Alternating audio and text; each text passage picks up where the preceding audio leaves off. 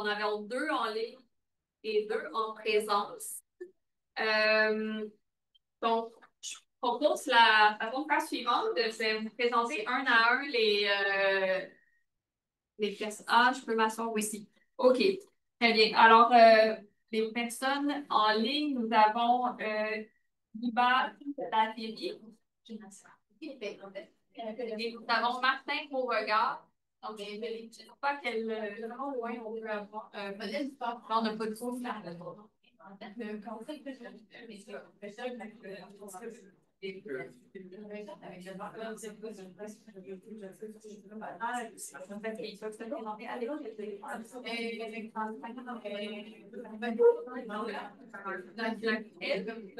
bien.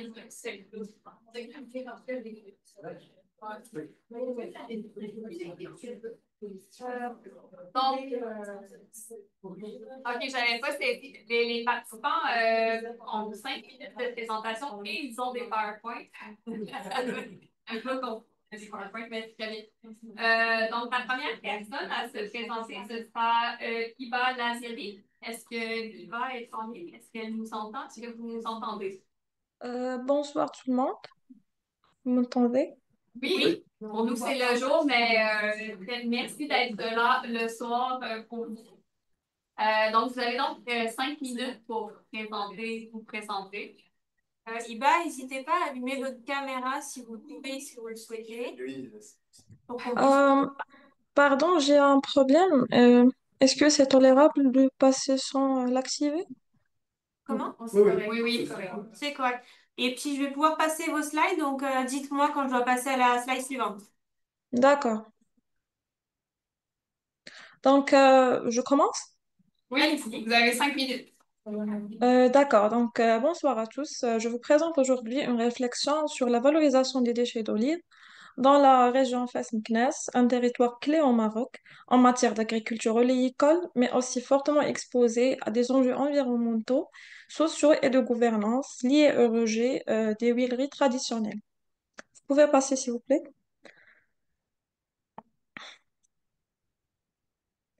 Alors, Fès-Meknès est la deuxième région agricole du Maroc, avec une production dépassant 1 million de tonnes d'olives en 2023. Elle compte 378 unités de trituration, dont la majorité sont traditionnelles, appelées masra. Ces masra produisent deux déchets principaux, les grignons, qui sont des résidus solides d'olive, et les margines, qui sont des effluents liquides hautement polluants. Or, leur gestion reste limitée. Souvent stockés ou rejetés dans la nature sans traitement, ces déchets causent des impacts environnementaux majeurs comme la pollution des oueds, les sols, les nappes phréatiques et posent des défis de santé publique et de durabilité pour les communautés rurales. Vous pouvez passer, s'il vous plaît.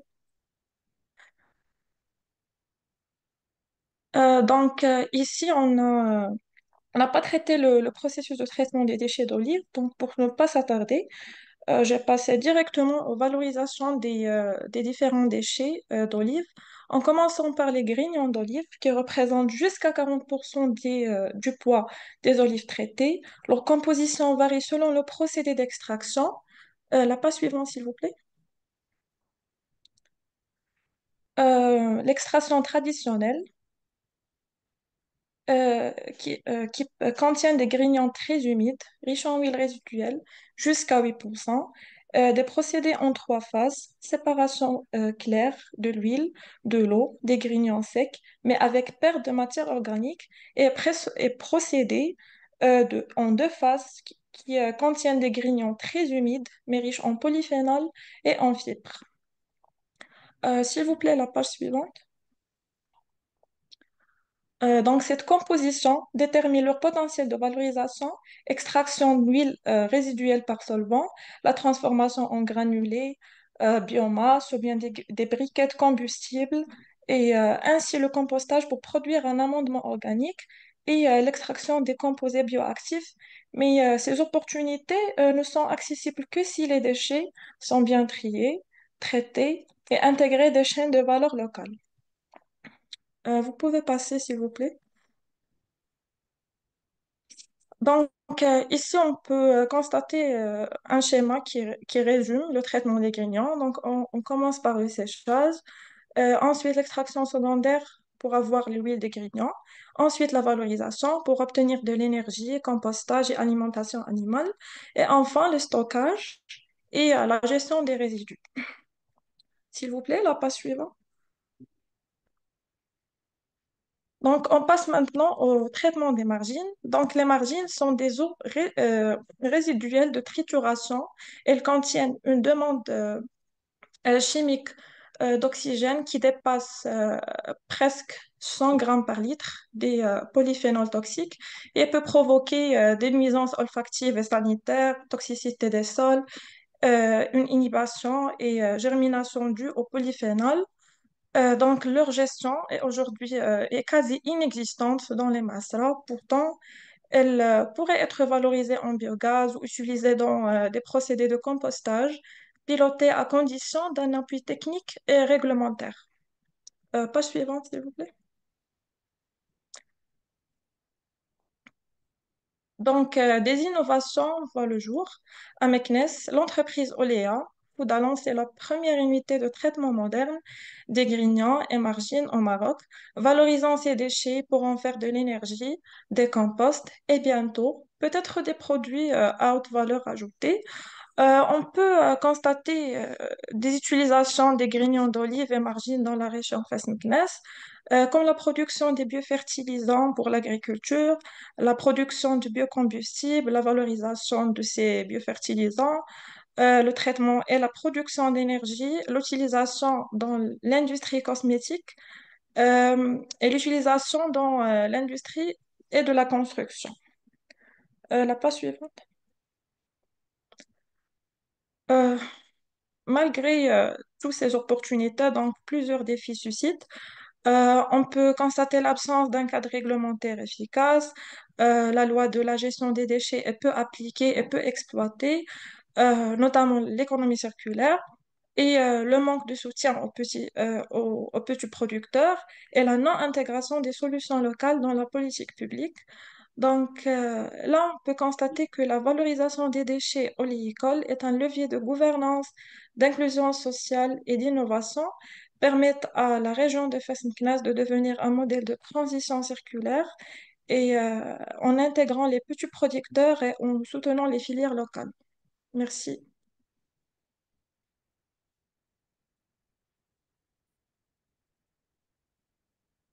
Oui, bye.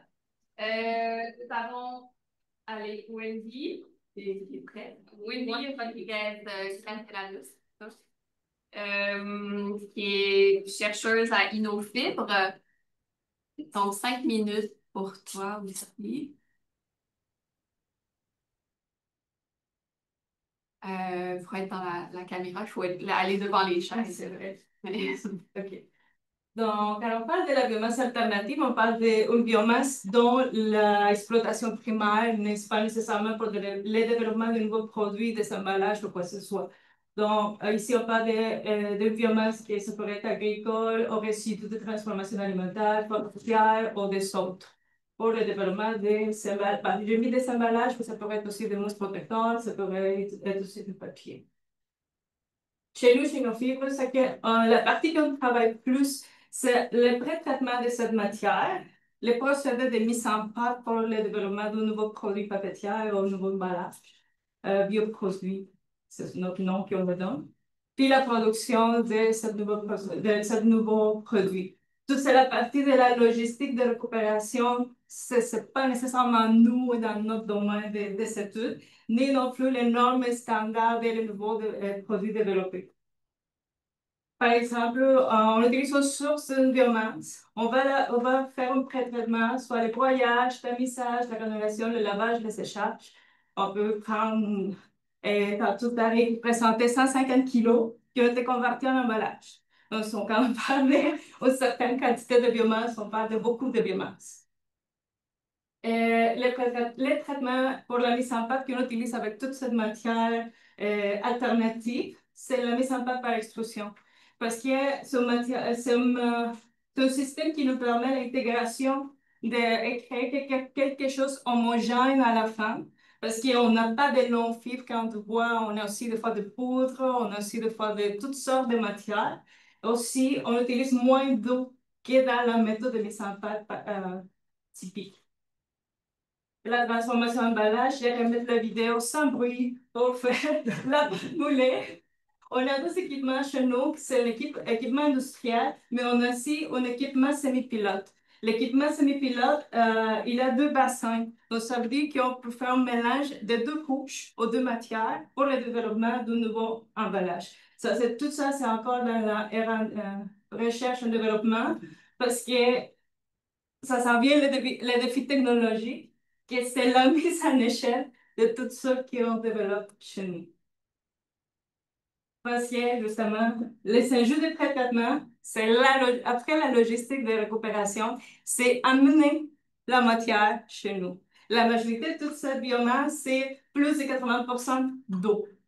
Donc, soit que ça soit traité sur place, soit qu'il faut l'amener chez nous, donc on fait une génération de polluants en même temps qu'on fait. Le volume, le taux d'humidité, parce que ça génère des mauvais odeurs, le stockage, ça besoin des grosses places de stockage, et les équipements disponibles pour ça. Je dis soit sur place, soit ailleurs. Les enjeux de traitement par exposition bivis, c'est justement que c'était pas vraiment nécessairement conçu pour le faire. Tu as besoin d'un pré-traitement pour le faire. Tu dois contrôler, tu dois avoir la bonne configuration de la vis. Sinon, les résultats, toute la partie technologique, ce ne sera pas ce que tu t'attends. Et maintenir les conditions d'opération constantes. Donc, le but traduit, c'est que ça vient du plastique dans la biomasse. Ça sera un peu. Puis, les ajouts de la transformation par moulage cellulosique, c'est que c'était développé pour les fibres. Donc, et ça c'est la première. Le coût énergétique, c'est énorme parce que dans tout procédé papetière, les 99%, c'est de l'eau. Donc, ça veut dire que ce sont des procédés avec... Donc, tu as besoin de beaucoup d'eau. Et c'est quoi tu fais avec l'eau après? Tu l'enlèves, tu fais un séchage et tu as beaucoup d'eau que tu dois traiter ou tu dois trouver quoi faire avec. Les coûts de production, parce que ce sont des équipements ça coûte cher. Donc, la disponibilité de la matière première. Parce qu'il faut que la matière première soit constante, soit tout le temps pareil pour développer un nouveau produit qui va substituer le produit plastique. On a, dans ce cas, ce qu'on fait surtout nous, c'est l'adaptation de notre technologie ou de l'aspect technologique existant à la matière.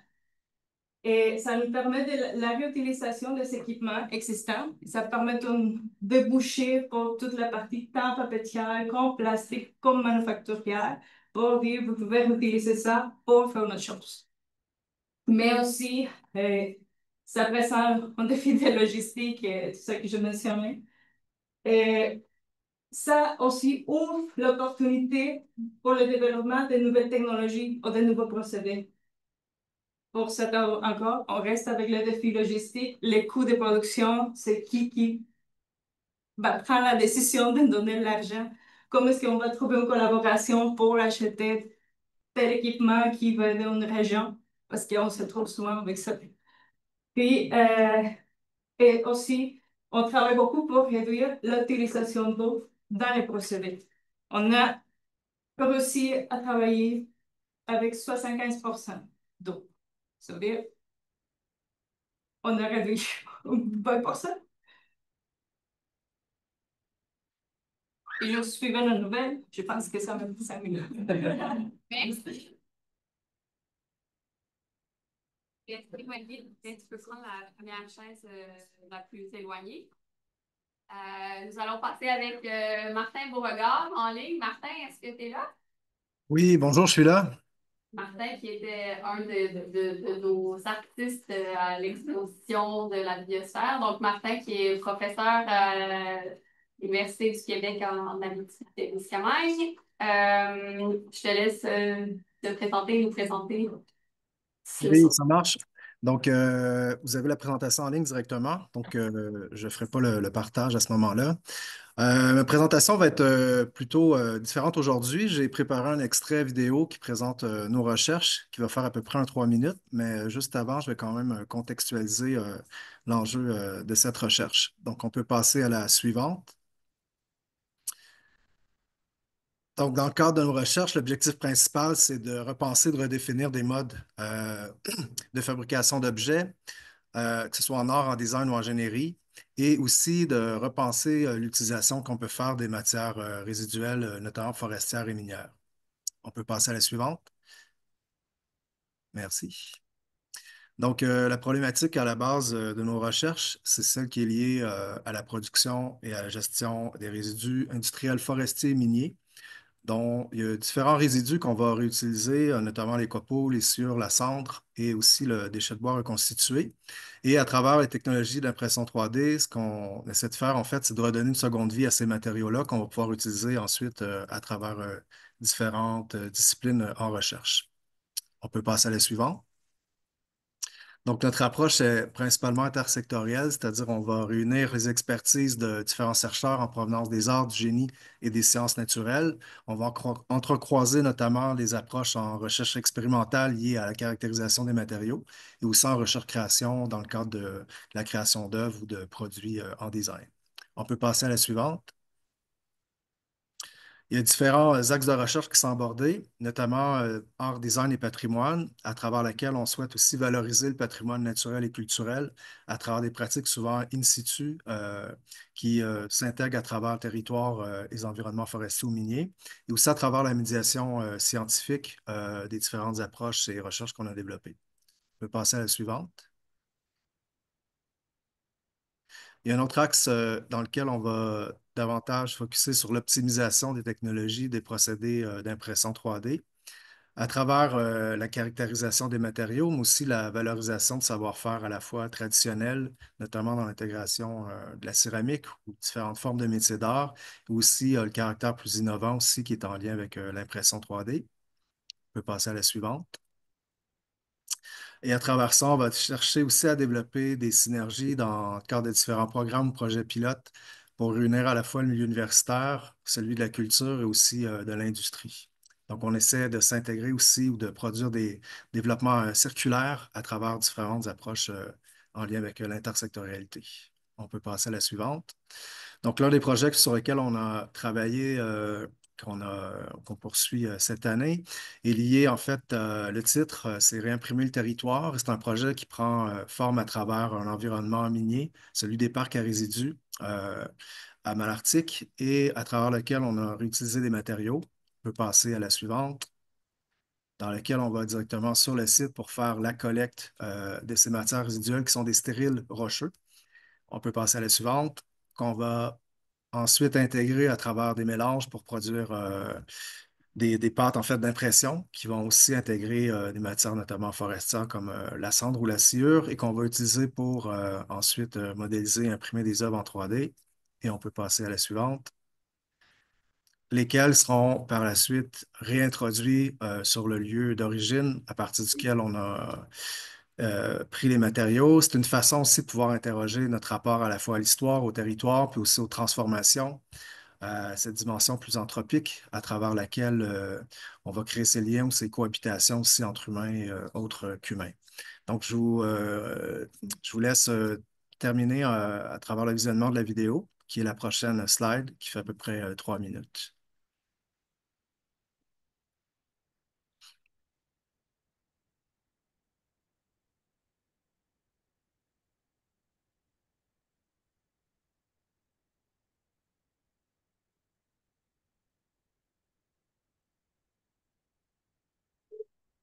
Il devrait y avoir du son normalement. Je ne sais pas si vous l'avez de votre côté.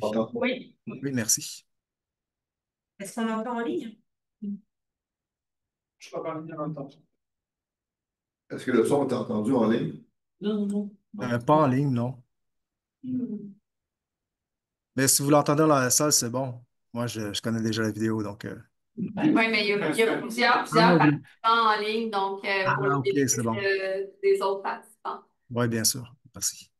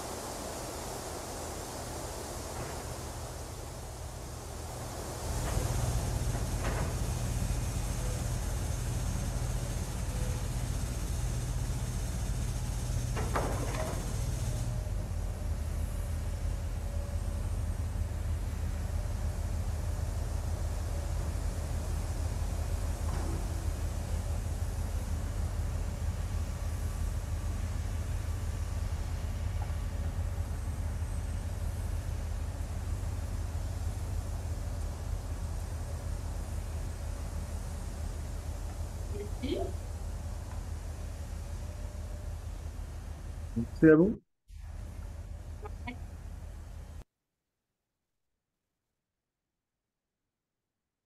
Donc, notre quatrième participant, il s'agit de Bonopel.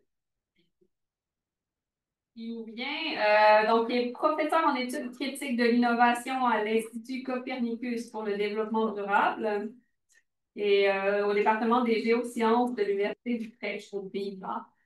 Donc, ici, juste vous avancer pour être bien vu à la caméra. Je dois regarder où? En fait, la caméra est là. Ah oui, vous c'est pouvez ça. regarder. Ah oui, ok. Merci beaucoup. Bon après-midi tout le monde.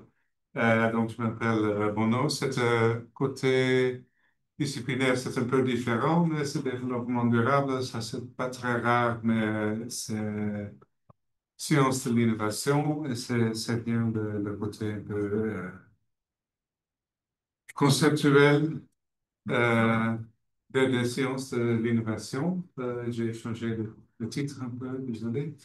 Euh, ce que je trouve intéressant, et en fait, j'aimais beaucoup ce film.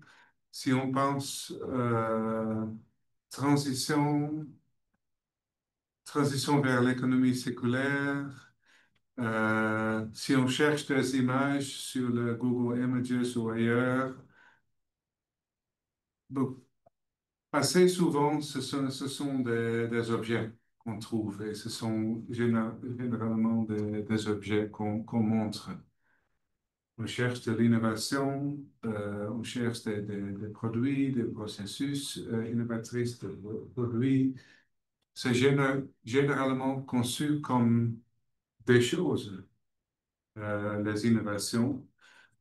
Mais c'est dans le contexte de l'économie circulaire qu'il faut repenser hein, ces idées sur l'innovation en général. Donc, comme ça que je suis tombé sur cette pièce de Gaglio et Benoît Gaudin, peut-être connu pour vous. Il est décédé, historien de l'innovation d'ici.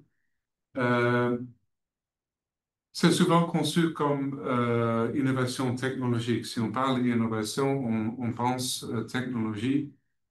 Et si on pense innovation technologique, on pense souvent à lui, malheureusement, le Musk. Et bon, moi je suis de Pays-Bas et dans le contexte des Pays-Bas, hollandais, on pense bon, souvent sur Philips. Let's make things better. Et c'est ça un peu l'idée, les associations avec l'innovation, on pense des choses, on pense Philips, on pense Musk, on pense des choses comme ça. Et c'est pas seulement une association, c'est pas innocent. Euh, il y a certaines conséquences de cette, disons, idéologie de l'innovation, comme indiqué. Euh, il y a certains effets discursifs de cette idée de l'innovation primaire. Ce sont les ingénieurs et gestionnaires comme acteurs clés dans l'innovation. Et ce sont les choses, les acteurs bon, on les croit, oui.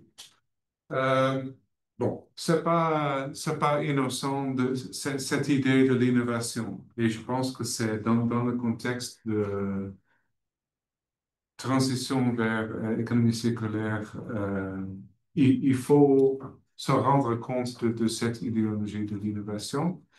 Donc, quelques exemples. Euh, Ce qui propose de penser des autres types de l'innovation, pas seulement des produits, des trucs, des choses, hein, donc comme en bas. Il faut sortir un peu de cette pensée métabolique, hein, des flux, des stocks et tout ça, mais aussi penser, hein, de repenser l'économie circulaire en termes d'apprentissage. Et on l'a vu déjà aujourd'hui, c'est heureusement beaucoup discuté. Euh, Penser de re-routinisation, ceci, c'est pas le matériel. Euh, et comme ça, on peut développer des amplifications entre innovation sociale et technique. C'est pas beaucoup qui suivent. Notre idée, c'est là, comme ça, si on suit l'idée de Godin et collègues de repenser le paradigme de l'innovation, on pense aussi des innovations économiques circulaires dans les autres aspects. Donc, le Repair Café, ça passe. Nécessairement, ce truc-là, comment dire, d'alarme, c'est pas nécessairement le truc dans le centre de l'image qui compte, ce sont les liens, le processus d'autour de cette réparation qui compte. Donc, comme ça, on va repenser euh, l'idée où trouver les innovations qui comptent. Donc aussi hein, le déchet alimentaire, c'est pas seulement sur les aliments mêmes, mais aussi des pratiques de terre qui développent autour. Troisième, on pense beaucoup de l'économie circulaire numérique, et c'est très important, mais Digital Product Passports, des trucs comme ça, standardisation, échange des informations. C'est tout ça, c'est vraiment important pour l'économie circulaire, hein, et c'est une grande opportunité. Le numérique, mais numérisation, c'est aussi communication et c'est aussi médiatisation. C'est aussi un champ de l'innovation à considérer. Qu'est-ce qui se passe dans le média, hein? Dans cette image-là? C'est bon, c'est tout le temps on regarde des trucs sur la bouffe.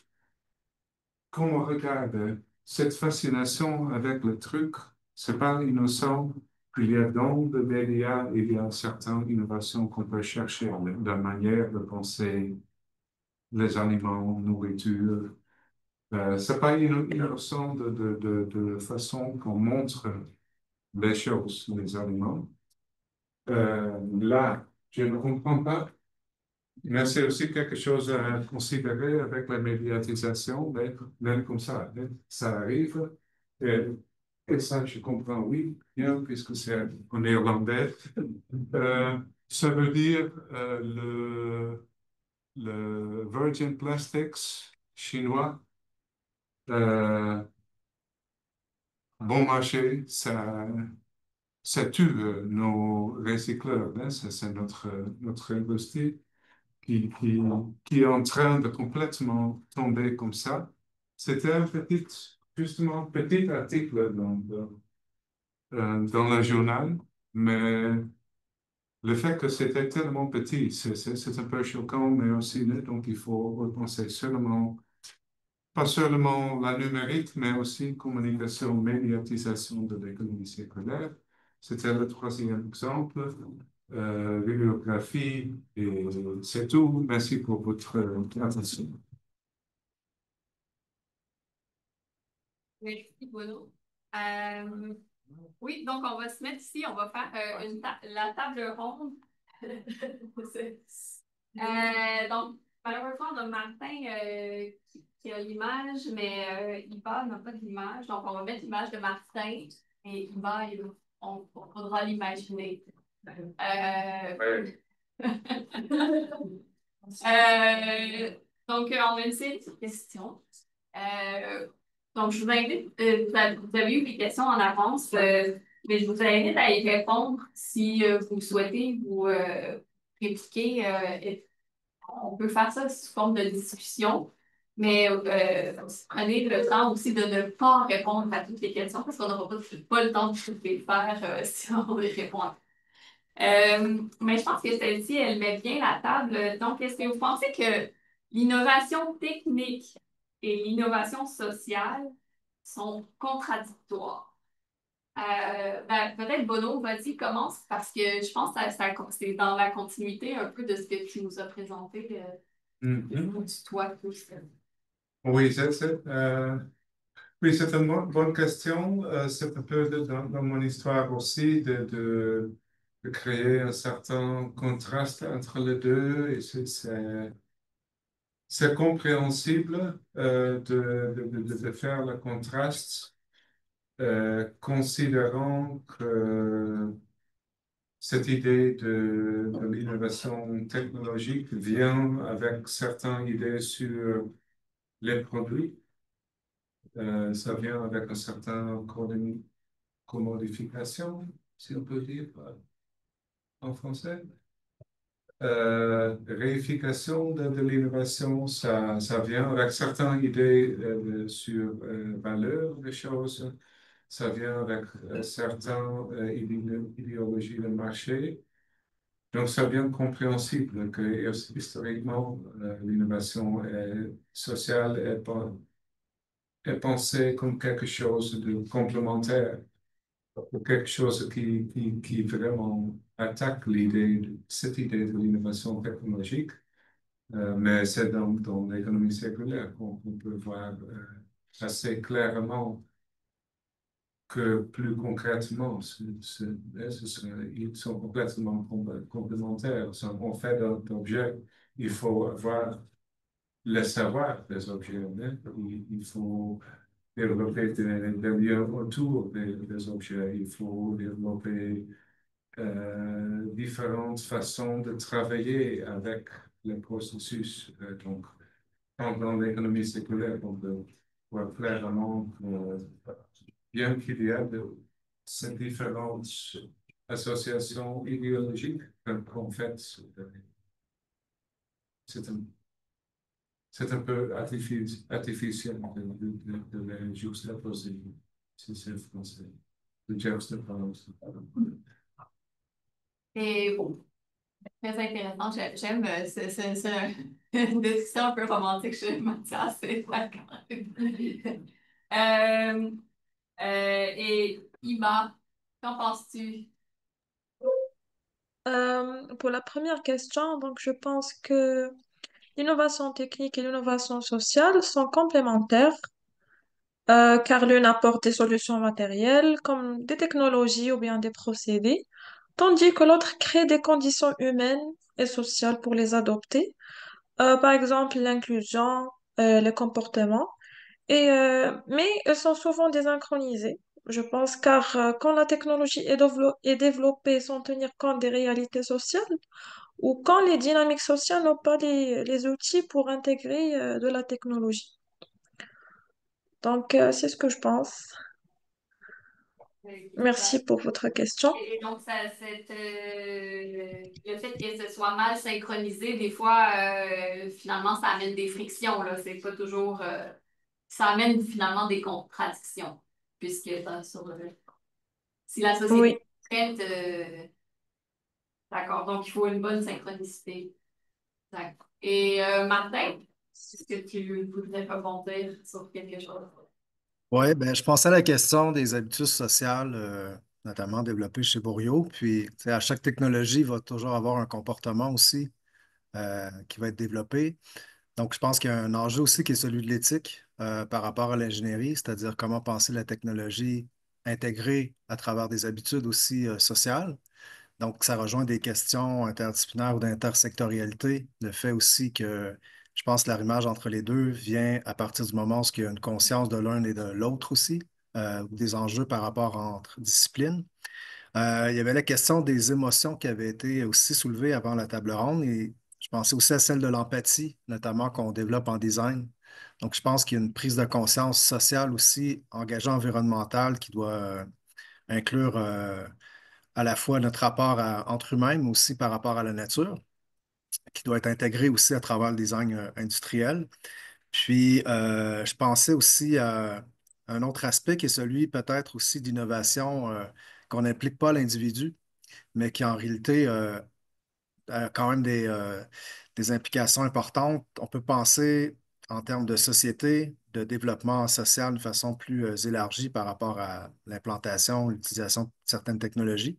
Mais il y a peut-être un rapport aussi à la réflexivité ou à l'émotion qui passe aussi par l'individu, quelque chose d'auto-réflexif aussi, qui appartient plus à nos vies quotidiennes ou nos rapports à l'autre. Et je trouve que la question de l'individu, c'est quelque chose qu'on touche peut-être davantage à travers d'autres approches comme le cœur qui avait aussi été mentionné. Mais donc voilà, en gros, c'est ça. Il y a peut-être un élément plus en lien aussi avec les arts par rapport à la subjectivité humaine qui serait considéré aussi à travers ces enjeux. Donc, tu proposes finalement des ingrédients clés pour que ce soit pas contradictoire, là, pour que ce soit que l'innovation technologique et sociale est main dans la main. Oui, tout à fait. Ouais, OK. Très bien. Et Wendy, est-ce que tu voudrais répondre aussi sur cette... Moi, je dirais que je suis complètement d'accord avec ce qui vient de dire Martin. Parce que définitivement, quand on fait une innovation technologique, c'est parce que généralement, ils ont besoin de quoi, ben, selon c'est quoi qu'on va faire. Mais il a aussi toujours regardé quelles sont les conséquences. Parce que toujours, on essaie de voir, je veux parler de mon côté de technologie, on va regarder le bénéfice, la commodité de faire des achats en ligne, par exemple. Son bénéfice sur plus, parce que quand c'était zéro contexte zéro, ça fonctionnait très bien. Mais ça a donné des conséquences négatives au niveau de l'environnement. En fait, c'est une partie pour laquelle on n'a plus de papier journal parce qu'on a toutes des tablettes, des choses électroniques, donc on n'achète plus de papier. Donc, c'est toujours qu'on voit plus, c'est peut-être avoir amélioré la communication, avoir plus de collaboration multidisciplinaire et tout le monde. Très bien. Oui, effectivement, mais ça revient aussi avec des discussions qu'on a eues plus tôt. Merci. Euh, du coup, est-ce que les quand on pense aux technologies, donc quand elles sont peut-être mal synchronisées, là, si je reprends le terme du bas, la technologie peut entraîner des enjeux sociaux, Wendy en a soulevé aussi. Et est-ce que, à l'inverse, il y a aussi des enjeux sociaux qui peuvent amener des enjeux technologiques? Donc, c'est quoi la discussion là? Est-ce qu'il y a une espèce de ping-pong entre les deux, des enjeux technologiques qui amènent des enjeux sociaux et l'inverse? Euh, Yva, je te donne le micro.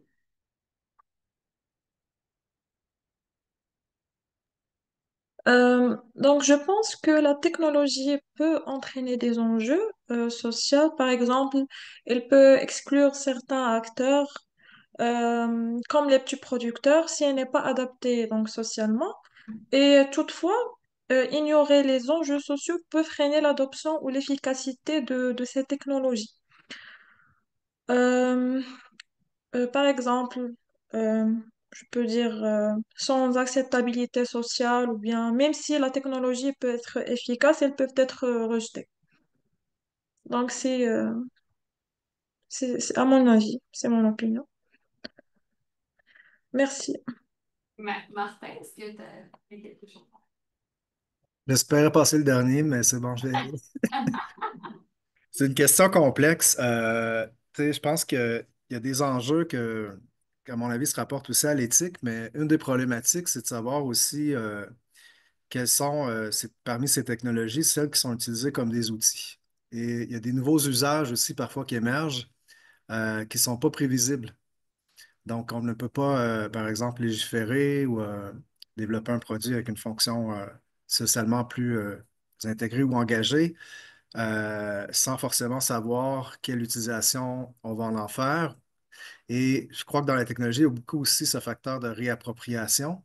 On le voit à travers l'intelligence artificielle aujourd'hui, le numérique, qui est à peu près dans toutes les sphères des technologies ou même des sciences humaines et sociales. Donc, ça génère des innovations à la fois pour la société et à l'inverse, c'est toujours, je crois, difficile de pouvoir prévoir quelles innovations vont émerger, quelles vont être aussi les conséquences sur la société. Donc, j'aime bien ce concept de synchronicité. Puis, il y a peut-être un rapport de vitesse aussi. C'est-à-dire, parfois, on a l'impression que la technologie évolue plus rapidement que les sciences sociales. Ça me rappelle une scène dans Hiroshima, mon amour, où on voit une manifestation contre la bombe atomique. Et sur une des pancartes était inscrit Dommage qu'on n'ait pas investi autant dans les sciences sociales qu'on le fait dans les sciences technologiques. Ouais. Euh, Je pense il y a ce rapport-là peut-être en tout cas qu'on revient à la question de la communication entre les différentes sphères et d'arrimage aussi là, entre les différentes disciplines. Oui, absolument. Quand on voit qu'on peut investir beaucoup d'argent pour développer une nouvelle fibre, un nouveau processus, puis finalement, tout casse parce que politiquement, ça passe pas, socialement, ça passe pas, les gens sont réfractaires au changement, puis tout ça aurait pu être coordonné autrement là, si on en avait investi un peu plus dans notre savoir collectif et la façon dont on s'organise socialement. Euh, Est-ce que quelqu'un veut répliquer? Est-ce que j'ai pris Martin par surprise, là? Est-ce que vous avez quelque chose à répliquer ou à ajouter sur cette question? Bon, la numérique, c'est un bon exemple puisque en fait, c'est pas évident de le considérer comme innovation sociale ou technologique. Les deux sont possibles. Mais il y a un côté technologique bien évident, infrastructurel et tout ça. Il y a des spécialistes, c'est un grand champ pour les ingénieurs. Euh, mais il y a aussi la communication, donc c'est vraiment les deux. Et l'un entraîne l'autre un peu. Et c'est très, très, dans l'économie circulaire, moi, personnellement, j'ai des espoirs assez grands. Il y a beaucoup de raisons pour avoir des doutes, bien sûr, mais surtout spécifiquement dans l'économie circulaire, où viennent les trucs, qu'est-ce qui se passe, qui l'a fait, quand, comment retracer, d'où vient ça. Euh, et ça fait une grande différence. Mais ça pose, ça entraîne des autres choses et ça peut, j'ai un doctorant qui travaille sur l'innovation sociale dans le domaine de data donation. C'est un, c'est vraiment le développement des données qui pose aussi de créer des nouvelles innovations sociales comme data donation, de donner les données volontairement, de développer de nouvelles relations, de développer de nouvelles collaborations, de gouvernance. C'est passionnant et c'est aussi très incertain où, où ça va aller aussi dans ce contexte géopolitique. C'est tout ouvert dans le moment que le pays se ferme un peu. Donc, oui, c'est un moment historique dans ce sens-là.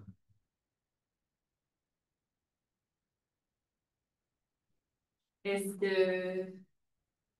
Je pense que c'est un peu comme ça que je me suis dit antérieurement. C'est important de se communiquer, d'avoir des collaborations. Et la solution, ça inclut tout ça, que c'est le comportement, c'est tout. Je comprends que ça prend des années pour ça que j'ai écouté tantôt. Et on aimerait par rapport à savoir les conséquences. C'est quelque chose qui se passe aujourd'hui. Peut-être le temps que ça prend un médicament à sortir, je pense que c'est comme 10 ans, un truc de même, pour tous les tests. Peut-être ça devrait de moins toute la technologie, parce que ça me permettrait d'aller faire des focus group et d'étudier de près les comportements. Je ne sais pas si je peux vous dire. De prendre ça plus calmement. La nouvelle technologie, et pas avec l'urgence. Il faut avoir la solution miracle, la panacée de moi. Parce que ça, c'est une pression qui est au niveau scientifique. On a.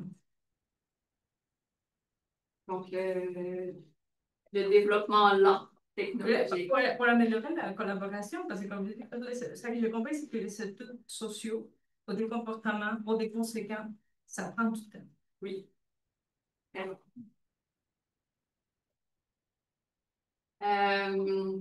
Oui, oui, effectivement. Puis on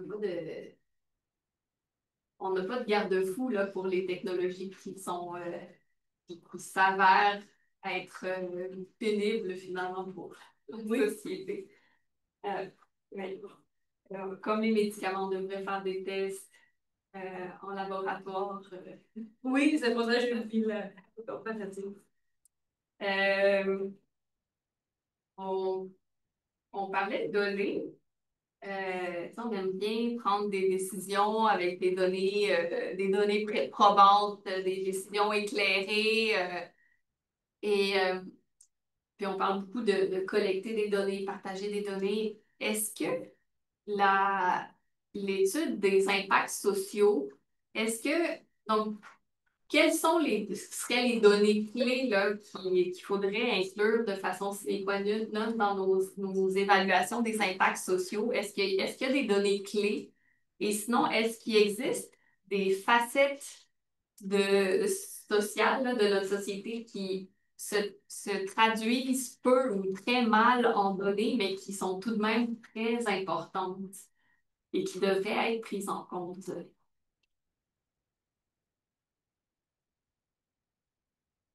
Je lance la question à Bono. Ah, merci. Mais bon, moi, je suis présent, donc c'est plus facile pour moi, toujours. Excusez-moi. Il y a les données essentielles. Pour cette question dure.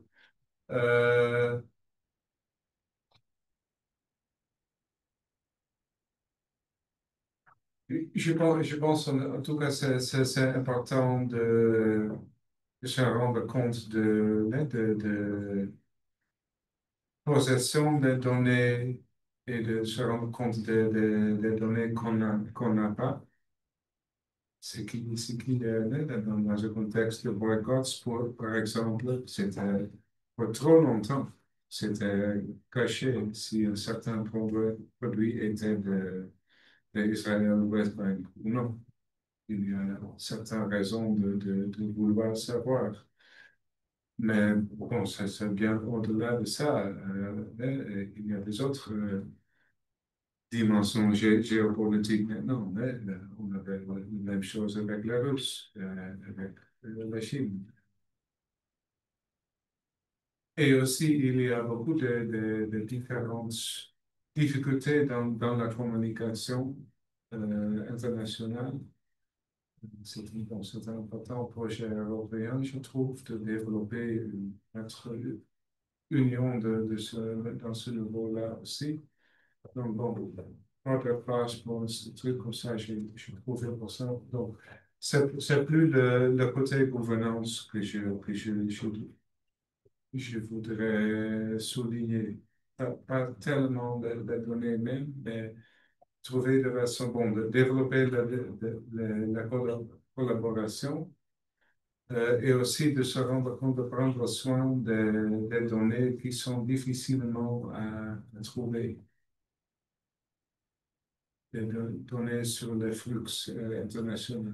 Il y a beaucoup d'externalisation et il faut avoir les données afin de pouvoir faire quelque chose. Si c'est une réponse à la question. Oui, c'est très bien. Tu nous amènes dans le commerce international, les données internationales. Là, je ne pensais pas aller dans cette direction-là, mais c'est vrai que les enjeux géopolitiques, là, ils nous frappent de plein fouet en ce moment. Là, donc, c'est vrai. Wendy, tiens. Je suis d'accord, mais par contre, ce ne sont pas les mêmes enjeux géopolitiques qui se passent aujourd'hui dans la ville de Montréal que ça se passe à Vancouver. Donc, comment est-ce que toutes les études, tu peux faire, je sais pas, une extrapolation, c'est vraiment compliqué. Déjà, dans les mathématiques, on a un chiffre ou une tendance. Et c'est difficile, je pense qu'au niveau social, c'est encore plus difficile à mener. Et ça, c'est une généralité. Je ne connais pas trop, mais je pense à la partie de la psychologie et aussi de l'éducation qui ça évolue constamment. Donc, c'est sûr que avoir quelque chose qui mesure et qui puisse la travailler dans un autre contexte. C'est C'est aussi un différent type d'État de pays. Donc. En fait, j'essaie de suivre le temps, mais je n'ai pas eu le temps. Et 57 minutes pour la... D'accord, ok, parce que j'aurais aimé laisser un peu de temps au public aussi. Je pense que si vous voulez, je vais prendre des questions du public. Là, vous avez sûrement des réactions à avoir. Puis je vous invite à poser une question puis à cibler une personne pour répondre à votre question. Là, ce que j'ai vu, là, Virginie, Mathias, Daniel, Tariq et... Oui, bonjour. Merci pour vos présentations. Martin, je ne sais pas si tu m'entends. Oui, je t'entends. OK, j'étais vraiment contente de voir là, ton travail. J'ai adoré la vidéo Réimprimer le territoire. Là. J'ai trouvé que c'était vraiment fascinant de voir ce que toi et ton équipe vous faites là, avec ces résidus de l'industrie minière. Je me demande, je sais que c'est pas un objectif précis du projet de recherche-création, mais en allant comme ça visiter des chantiers, est-ce que indirectement, tu vois peut-être que ça sensibilise des travailleurs parce que là, on voyait les œuvres aussi que tu mettais, je pense qu'elles étaient déposées là, sur un chantier. Est-ce qu'il y a des questionnements? Est-ce que ça éveille une réflexion? Est-ce qu'après, des fois, vous rencontrez les travailleurs? Comment ça se passe, cet aspect-là? Oui, ben, il y a tout un aspect qui est lié aussi à développer ce projet dans le contexte minier, qui n'est pas un contexte qui sont forcément familiers avec l'art contemporain. Donc, je dirais qu'il y a comme une forme de familiarisation à voir. En tout cas, il y a sans doute au niveau des relations, de l'esthétique un peu plus relationnelle aussi. Il y a vraiment des choses à mettre en place. Et puis, un peu ce qu'on a découvert à travers le parcours, c'est que souvent, l'industrie minière aussi, elle a une certaine crainte par rapport à des productions artistiques qui sont souvent plutôt axées vers l'aspect plus dénonciatif de certains abus que va avoir l'industrie et les mines. Donc, au départ, c'était un travail qui était assez réticent, donc c'était plus, il fallait convaincre. Puis, l'approche qu'on avait en recherche-création, ben, c'était de pouvoir donner une seconde vie à ces matériaux. Donc, c'était un aspect constructif aussi qu'on voulait mettre de l'avant. Ça auquel, notamment, l'industrie, les groupes de travailleurs là-bas n'étaient pas forcément habitués. Donc, je pense qu'une forme de, je ne dirais pas réconciliation, mais il y a vraiment, en tout cas, au niveau de la communication, un enjeu qui est celui peut-être de pouvoir partager un objectif commun, qui est c'est celui peut-être de revaloriser ou revitaliser certains sites d'une façon plus constructive et aller moins vers l'aspect plus dénonciation, je dirais. Et en recherche-création, un n'empêche pas l'autre parce que la problématique, elle est là, comme les collègues aussi qui vont travailler autour de la restauration minière vont aborder le problème, mais après, c'est de trouver aussi une solution, puis que ça devienne quelque chose une forme de transformation aussi, à la fois industrielle, mais aussi sociale, là. Donc, je dirais oui, il y a un impact, puis un éveil, je pense, sur des réalités, puis des façons de l'aborder par la subjectivité, pardon, aussi qui est vraiment différente. Pour faire court, il y a peut-être l'élément par rapport à l'émotion aussi, je dirais, il y a peut-être une forme de réflexivité en art, tu sais, qu'on retrouve aussi en art visuel, au cinéma. C'est auto-réflexif, donc ça amène les gens à se questionner dans leur rapport à l'autre, leur rapport au territoire ou la nature. Ça, je pense, c'est vraiment le propre de l'art de pouvoir fonctionner aussi comme ça, en plus de la charge émotive qu'une œuvre peut apporter. Merci. Merci. Mathias. Oui, moi, ma question irait à Bruno. Moi, j'ai bien aimé, bon, l'ingénieur que je suis va essayer de formaliser la question, mais c'est que, est-ce que c'est uniquement moderne ce décalage entre cette perte de sens par rapport aux objets, ou c'est juste, en fait, exacerbé par la vitesse à laquelle on développe les technologies? Et puis, en fait, notre cerveau, il n'est pas capable de capter cette vitesse de développement. Mhm. Euh, oui, bonne question. Vous le dites déjà, il y a une certaine accélération qui s'est passée et j'aime bien ce type d'analyse sociétale en termes d'accélération. Le sociologue Hartmut Rosa d'Allemagne, j'aime bien, il a écrit beaucoup sur ce sujet. Ça se passe et je pense qu'on peut constater que oui, un aspect de cette accélération, c'est aussi des rapports différents aux objets, aux certaines nouvelles formes d'objectification qui se passent. même un peu mélangé avec le monde médiatisé, ce qui est certainement, bon, c'est pas complètement moderne, hein, puisqu'il y en avait avant aussi, mais c'est dans une forme qui est spécifiquement d'aujourd'hui, je dirais. Et cette analyse de Rodin et Gallo, ça montre, ça souligne surtout que notre idée de l'innovation a développé de certaines formes avant, on pensait des autres formes de l'innovation comme changement social, un peu plus. Euh, mais dans l'histoire et surtout après la révolution industrielle, on peut voir que l'idée de l'innovation a été appropriée un peu par certains groupes, aussi dans la politique, de façon, même nos leaders parlent de l'innovation, c'est assez spécifique.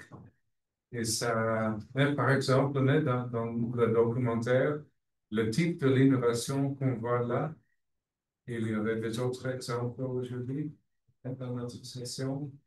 C'est un peu marginalisé. C'est pas évident que ce sont des innovations importantes. Mais ce qui se passe avec c'est quoi le grignon d'olive? Je connais pas le mot. Mais il se passe beaucoup de l'innovation là-bas, mais c'est pas évident dans la société. On n'a pas l'habitude de vraiment voir les vrais innovateurs qui travaillent là. Et c'est ça un peu Donc, ça reste une dimension moderne quand même Oui, de la révolution. oui, à la fin, pour vous donner une vraie réponse, mais oui, oui. Merci. Merci. On va prendre Daniel, vas-y. Ah, Oui, ma question est pour Bruno aussi. Ben, en fait, d'abord, merci beaucoup à tout le monde pour la présentation. Je pense que c'est super comme table ronde. On cite souvent, depuis en ce que je suis en économie circulaire, on cite toujours les Pays-Bas comme étant l'exemple parce que vous êtes le pays le plus circulaire de tous ceux qui ont été analysés en tant que tel, avec un taux de circularité de 24,5 selon ceux cours économiques. C'est l'organisme néerlandais qui fait ce genre de mesure. Ici au Québec, on est, comme tous les pays nordiques, là, relativement faible en termes de circularité. Là. Le Québec a été estimé à 3,5. Donc 3,5, 24,5 pour les Pays-Bas. On a l'impression qu'il se passe beaucoup de choses ici en termes de circularité, beaucoup d'initiatives. Qu'est-ce qui fait que les Pays-Bas ont un taux si élevé? C'est-à-dire qu'il y a une volonté gouvernementale avec une feuille de route, un objectif d'être 100% circulaire à l'horizon de 2050, là, mais bon, ce qui ne se peut pas d'un point de vue thermodynamique, mais peu importe, c'est quand même un objectif ambitieux. Il doit y avoir sûrement beaucoup d'innovations sociales en fait, qui viennent et de participation du grand public pour être capable d'atteindre un niveau si élevé de circularité pour les Pays-Bas qu'on ne trouve pas ailleurs. Mhm. Est-ce que vous l'avez analysé, ça, cette participation, je dirais, de l'ensemble des parties prenantes à ce haut taux de circularité qu'on trouve aux Pays-Bas? Et si oui, comment il se manifeste? Est-ce que c'est des projets individuels, collectifs? Je ne sais pas si ma question est claire, là, mais je veux dire, Oui, comment... la question est claire, c'est juste que je dois essayer de donner une réponse un peu vite. Bon, d'abord, je crois qu'il y a un certain processus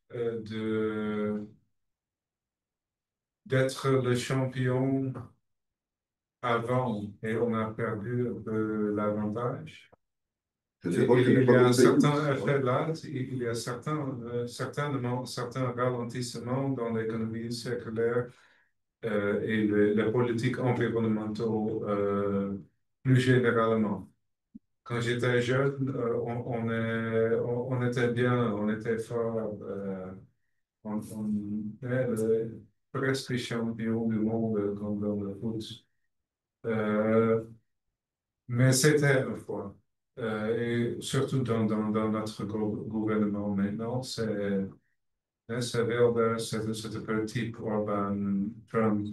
C'est Donc, vous voyez une dans diminution dans ce niveau-là. ouais, d'ambition. Vous voyez une diminution de l'ambition nationale pour les Oui, collectivités. et c'est bon, ça c'est nouveau, mais avant il y avait déjà un certain tournant vers la droite, mais aussi un certain ralentissement de cette transition, je pense. Mais il y a certains atouts qu'on a, en tout cas, c'est très, très dense, hein. C'est super petit, on a 18 millions, c'est super petit, c'est riche, c'est bien organisé. Euh, oui, c'est bien organisé. Je pense en tout cas, c'est une circonstance, ça aide. Ce qui aide aussi, c'est une économie de services. Ce qui aide, c'est aussi, c'est un pays qui sait bien comment exporter ses problèmes et importer les biens. L'histoire coloniale, ça aide aussi. Les chiffres, comment comparer, ce sont des économies complètement différentes. Donc, ça me paraît un peu trop optimiste en faveur Ouais. de mon pays. Et bien, bon, pour dire quelque chose de plus positif, il y a une certaine tradition de faire le recyclage, il faut le recycler, il faut le faire, pourquoi pas, oui, Donc, il y a une certaine volonté, une certaine structure au capital social, on pourrait dire, qui aide, mais je pense que c'est trop en faveur de nous, cette comparaison, je crois. ouais, il y a des facteurs culturels, il y a des facteurs géographiques, il y a des facteurs. Oui, en fait, c'est que les deux principaux. Ici, on est vraiment dans un immense territoire, on est peu densément peuplé, on a des enjeux qui sont différents. On est un pays de ressources plus que de services. Donc, c'est sûr que ça fait des. On n'a pas les mêmes enjeux en tant que tels, mais il y a, je crois quand même, un facteur. En fait, un facteur que j'ai de la difficulté à cerner, qui fait en sorte qu'il y a quand même un gap élevé entre ce que nous, les pays nordiques, peuvent amener en termes de circularité et ce qu'on trouve chez vous. Par exemple, ou en Belgique, la Belgique aussi a un niveau apparemment assez élevé de circularité. Euh, Oui, et je pense aussi c'est un peu un certain capital social, c'est dense, c'est bien organisé, les ressources, et on a commencé relativement tôt avec des magasins de vêtements de seconde main, ça existe depuis toujours. Donc, il y a un certain avantage historique, d'accord, je crois, mais ça, c'est pas super génial, ça aide d'avoir commencé tôt. merci. Ouais. Merci pour votre Merci. question.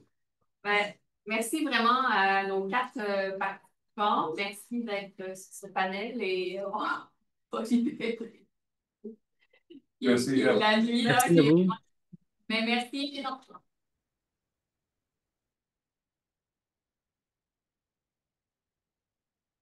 Bonne soirée. Écoute, nuit, ça en ligne. Un plaisir, bonne soirée. Au revoir. Je rappelle que nous Bonne avons soirée. Merci beaucoup. demain ceux qui veulent se joindre à nous. Et encore, dans la même salle demain matin. Merci.